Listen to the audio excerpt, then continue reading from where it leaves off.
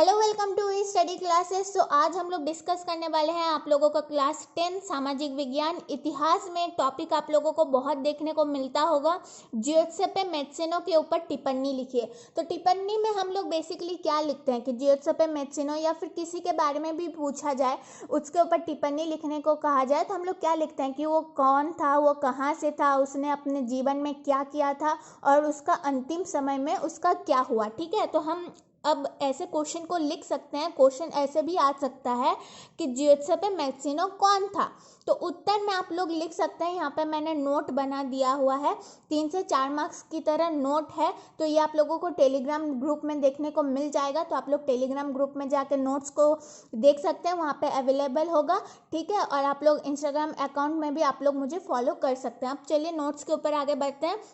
तो मैं नोट्स को पढ़ दूंगी, फिर उसका एक बार हम लोग डिस्कस कर लेंगे, व्याख्या कर लेंगे। ठीक है, तो उत्तर है, यह इटली का एक राष्ट्रवादी क्रांतिकारी था। तो जियोत्सेपे मैत्सुनो जो था वो इटली का एक राष्ट्रवादी क्रांतिकारी हुआ करता था। ठीक है, उनका जन्म 1807 ईस्वी में जेनोवा में हुआ था।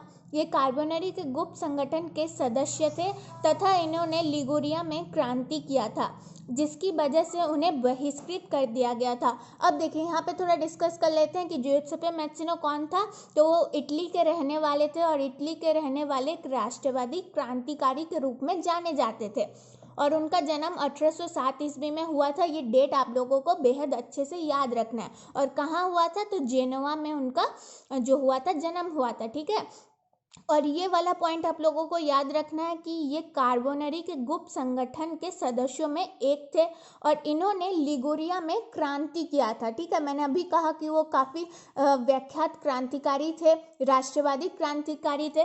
तो उन्होंने लिगुरिया में क्रांति किया था, जिसकी वजह से उन्हें वहाँ से बहिष्कृत कर दिया। अगर आप लोग देखते हैं कि कोई इंसान किसी संगठन के विरुद्ध जाता है तो उस संगठन से उसे निकाल दिया जाता है, बहिष्कृत कर दिया जाता है। तो जियोत्सेपे मैत्सुनो के साथ भी वही हुआ, जिसकी वजह से उन्हें बहिष्कृत कर दिया गया था। ठीक है, इन्होंने 2 भूमिगत संगठनों की स्थापना की। इन्होंने क्या किया? 2 भूमिगत संगठनों की स्थापना की, यंग इटली और यंग यूरोप की। ठीक है, ये दोनों बात आप लोगों को याद रखना है। पहला संगठन क्या था? यंग इटली और यंग यूरोप की। उनका विश्वास था कि ईश्वर की मर्जी के अनुसार राष्ट्र ही मनुष्य की प्राकृतिक इकाई है। यानी उनका एक कथन था जो कि बहुत व्याख्यात मतलब फेमस हुआ था तभी के समय में। उन्होंने कहा था, उनका मानना था कि ईश्वर की मर्जी के अनुसार ही राष्ट्र ही मनुष्य की प्राकृतिक इकाई होती है। ठीक है, उनका ये कथन था।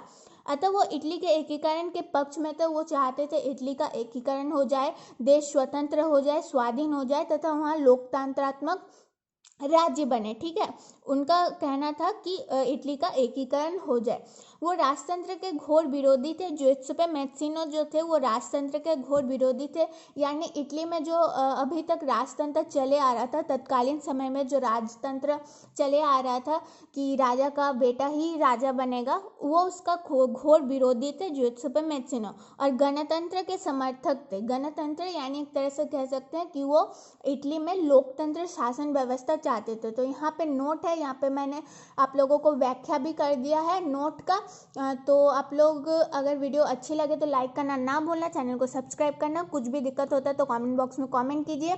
सामाजिक विज्ञान हो, विज्ञान हो, गणित हो या फिर कोई भी सब्जेक्ट से कहीं भी आप लोगों को टॉपिक क्लियर करवाना है तो कमेंट बॉक्स में कमेंट करना ना भूलना। आज के लिए बस इतना ही।